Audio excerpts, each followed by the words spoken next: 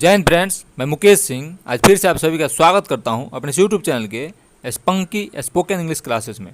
और फ्रेंड्स, आज हम सीखने वाले हैं वो टॉपिक है पास्ट कंटिन्यूअस टेंस या पास्ट प्रोग्रेसिव टेंस।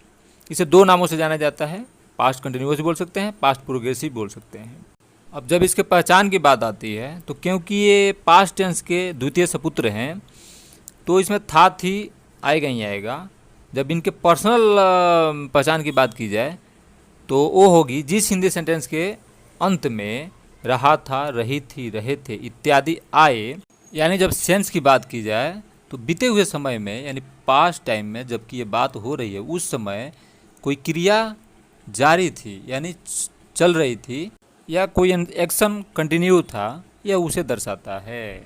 उसे पास्ट कंटिन्यूअस टेंस के अंतर्गत रखा जाता है और इसके जो सेंटेंस फॉर्मेशन होंगे वो पास्ट कंटिन्यूअस टेंस के अनुसार ही होंगे। तो आइए बिना देरी किए इसके कुछ स्ट्रक्चर्स को समझ लेते हैं। टोटल 6 स्ट्रक्चर होंगे और यानी कि 6 टाइप के सेंटेंस फॉर्मेशन को हम सीखने वाले हैं।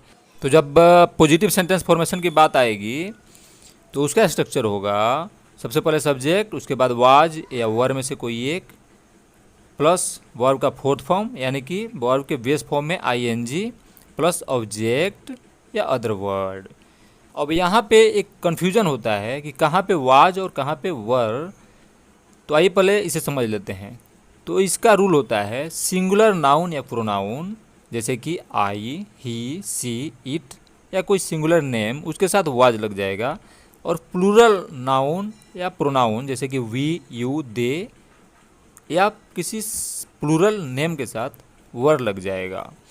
और जब निगेटिव सेंटेंस फॉर्मेशन की बात आएगी उसका स्ट्रक्चर होगा सबसे पहले सब्जेक्ट, उसके बाद वाज वर में से कोई एक, उसके बाद नॉट प्लस वर्ब का fourth form plus other word, या फिर सब्जेक्ट उसके बाद वजंट या वरंट, इसके वाज वर के साथ नॉट को कंट्रैक्ट कर देंगे तो हो जाएगा वजंट वरंट, उसके बाद वर्ब का फोर्थ फॉर्म फिर अदर वर्ड।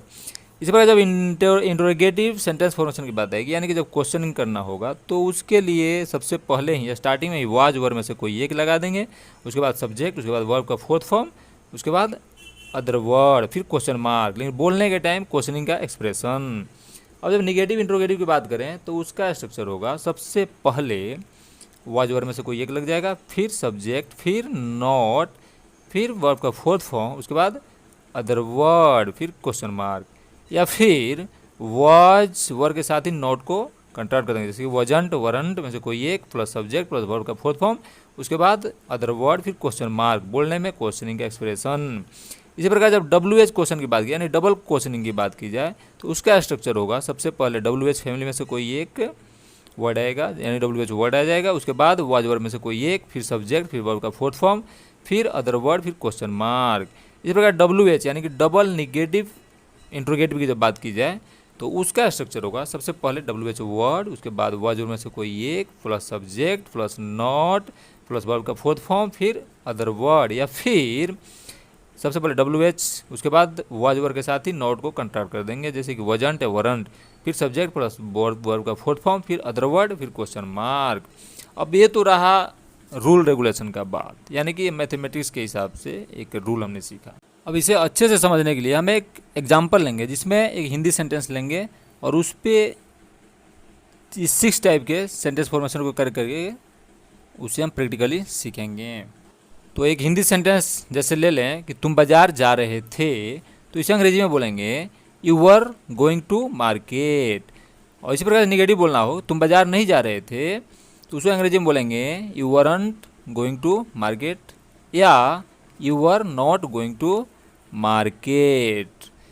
क्वेश्चन करना हो जैसे क्या तुम बाजार जा रहे थे, were you going to market.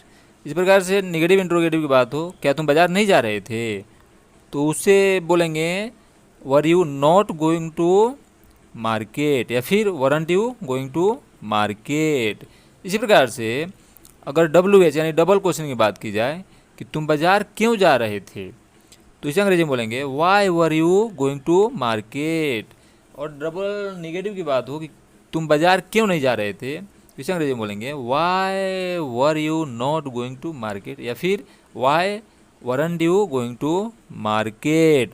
तो आज के लिए बस इतना ही फ्रेंड्स। लेकिन मेरे लिए अब आपको क्या करना है, ऐसे ऐसे बहुत सारे लंबे लंबे छोटे छोटे अच्छे अच्छे सेंटेंस खुद से हिंदी में लिखने हैं और उसे अंग्रेजी में बना करके उस सारे अंग्रेजी सेंटेंसेस को प्रैक्टिस करनी है बोल बोल के, क्योंकि बोलने के लिए बोलना ज़रूरी है और बोलने की प्रैक्टिस करनी पड़ेगी। तो मैं आशा करता हूँ फ्रेंड्स ये वीडियो आप सभी के लिए बहुत ही इन्फॉर्मेटिव और यूजफुल साबित होने वाली है। लेकिन आप वीडियो छोड़ने से पहले एक काम करके जाएं, अगर चैनल को सब्सक्राइब नहीं किया है तो सब्सक्राइब कर दीजिए और इस वीडियो को ज़्यादा से ज़्यादा लोगों तक शेयर करके पहुंचाइए ताकि ज़्यादा से लोग इससे लाभान्वित हो सके। So thanks for watching friends, see you with next video. Thank you so much.